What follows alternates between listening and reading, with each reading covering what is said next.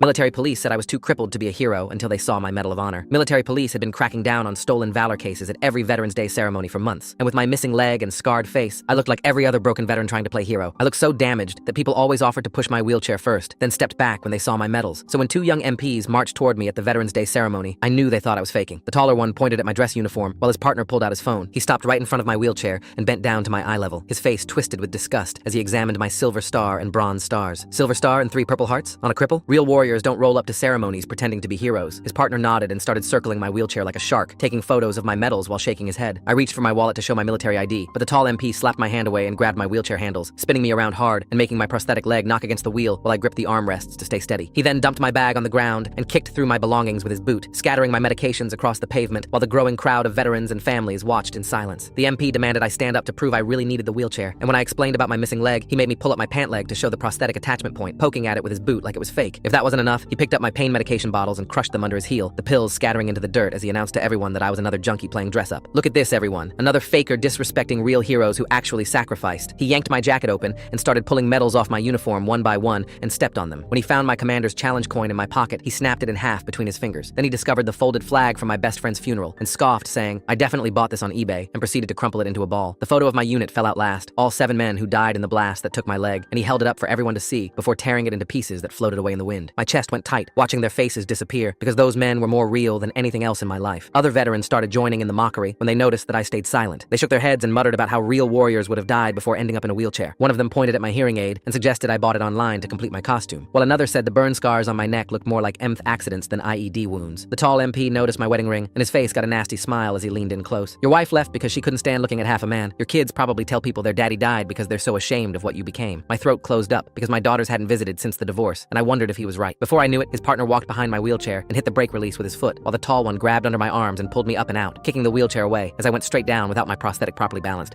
My stump hit the concrete, and pain shot through what was left of my leg, while my dress uniform got filthy against the pavement. The impact knocked the wind out of me, and for a second, I was back in Kandahar with my ears ringing and the taste of dirt in my mouth. The crowd parted, but nobody helped as the partner unbuckled my prosthetic leg, and I tried to grab it, but he was already standing up with it. He held it up like a trophy, and something inside me broke because that leg was my independence, my dignity, my ability to stand at my brother's graves. When he threw it hard into the memorial fountain 20 feet away, I felt more naked than I'd ever been in my life. I started crawling toward the fountain, dragging myself with my elbows, while blood from my hands left streaks on the concrete when this voice just exploded behind us. "That's Sergeant First Class Reynolds, you fucking idiots!" This 3-star general was standing there looking like he was about to murder someone, and the MPs started stammering about stolen valor. The general absolutely lost it, saying I was Delta Force with 3 Purple Hearts and a Medal of Honor coming for saving 7 guys, including his own son, after an IED blew off my leg. The tall MP's hands were shaking, checking my service record on his phone, and he went ghost white. They both got cuffed right there and ended up discharged.